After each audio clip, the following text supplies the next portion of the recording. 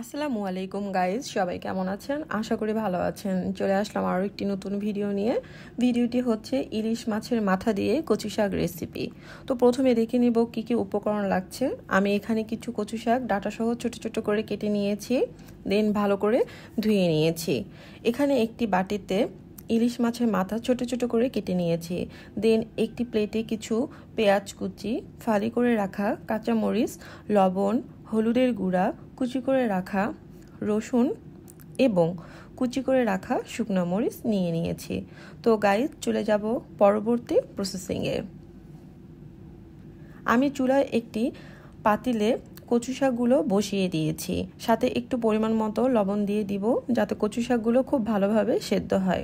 দেন একটি ঢাকনার সাহায্যে কচু শাকগুলো ঢেকে দিব সেদ্ধ হওয়ার জন্য। এখন চুলাটা অন করে দিব। গাইজ, দেখতে পাচ্ছেন কচু শাকগুলো কিন্তু অনেকটা কমে এসেছে। আমি কিন্তু কচু শাক সেদ্ধ করার সময় এক্সট্রা কোনো পানি ব্যবহার করিনি, কারণ কচু শাক থেকে এমনিতেই অনেক পানি বের হয়, আর এই পানিতেই কচু শাকগুলো সুন্দর করে সেদ্ধ হয়ে যাবে। এখন আবারও একটি ঢাকনার সাহায্যে কচু শাকগুলো ঢেকে দেব। দেখতেই পাচ্ছেন কচু শাকে একদম পানি নেই বললেই চলে। শাকগুলো এবং ডাঁটাগুলো খুব ভালোভাবে সেদ্ধ হয়েছে। এখন আমি একটি পিষুনি বা নোড়া, যে যাই বলুন না কেন, এটা দিয়ে আমি কচু শাকগুলো খুব ভালো করে ম্যাশ করে নেব। একটু গরম থাকা অবস্থায় ম্যাশ করতে হবে, তা না হলে ঠিকমতো ম্যাশ হবে না। গাইজ, আপনারা যারা এখনও আমার চ্যানেলটি সাবস্ক্রাইব করেননি, প্লিজ চ্যানেলটি সাবস্ক্রাইব করে দিবেন এবং ভিডিওটি ভালো লাগলে অবশ্যই ভিডিওটিতে একটি লাইক করে দিবেন। এভাবে ম্যাশ করে নিতে হবে যতক্ষণ না পর্যন্ত পুরোপুরি ম্যাশ হয়। দেখুন, শাকগুলো ম্যাশ করা ডান। সব শাক এবং ডাঁটাগুলো খুব সুন্দর করে ম্যাশ হয়ে গেছে। আমি একটি চামচের সাহায্যে আপনাদেরকে দেখানোর ট্রাই করছি যে শাকগুলো কতটা মিহি হয়েছে।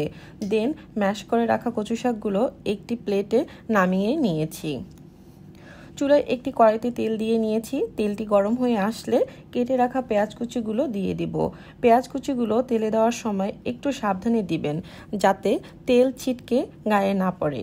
এরপর একে একে কুচি করে রাখা শুকনো মরিচ, ফালি করে রাখা কাঁচা মরিচ, কুচি করে রাখা রসুনগুলো দিয়ে দেব। এরপর একটি খুন্তির সাহায্যে মশলাগুলোকে ভালোভাবে ভাজতে হবে। দেখুন, সব মশলাগুলো ভাজা হয়ে এসেছে। এই পর্যায়ে কেটে রাখা ইলিশ মাছের মাথা দিয়ে দেব। এখন আবারও ভাজা মশলাগুলোর সাথে কেটে রাখা মাথার অংশগুলো ভালোভাবে ভেজে নিতে হবে। যতক্ষণ না পর্যন্ত পুরোপুরি ভাজা হয়ে আসছে ততক্ষণ পর্যন্ত ভাজতে থাকতে হবে। মশলাগুলোর সাথে মাছের মাথা ভাজা ডান। এখন আমি পরিমাণ মতো হলুদের গুঁড়া ও লবণ দিয়ে দেব। আপনারা একটু লক্ষ্য করবেন, সব মশলাগুলো ভেজে নেওয়ার পর আমি কিন্তু হলুদের গুঁড়া ও লবণ দিয়ে দিয়েছি। এখন আবারও একটু মশলাগুলো নেড়ে চেড়ে দিব। আমি অফ ক্যামেরায় প্লেটে ম্যাশ করে রাখা কচু শাকগুলো কড়াইতে দিয়ে দিয়েছি।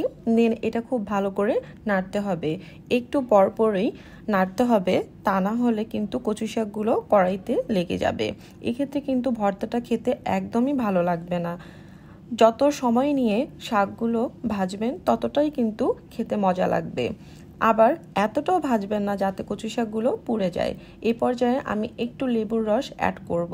এতে করে ভর্তা খাওয়ার সময় একটুও কিন্তু মুখে বা গলায় চুলকাবে না। যখন দেখবেন কচু শাকের ভর্তা মুখে লাগছে বা চিটচিট করে ধরছে, সেক্ষেত্রে আপনারা কিন্তু লেবুর রস অ্যাড করতে পারেন।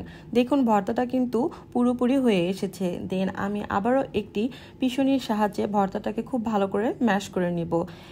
এতে করে সব মশলা এবং মাছের মাথার সাথে কচু শাকগুলো খুব ভালো করে ম্যাশ হয়ে যাবে। দেন একটি সার্ভিং ডিশে ভর্তাটা নামিয়ে নেব। হয়ে গেল আমার পারফেক্ট অ্যান্ড ডিলিশিয়াস ইলিশ মাছের মাথা দিয়ে কচু শাক রেসিপি। তো গাইস, সবাই সুস্থ থাকবেন, ভালো থাকবেন। আল্লাহ হাফেজ।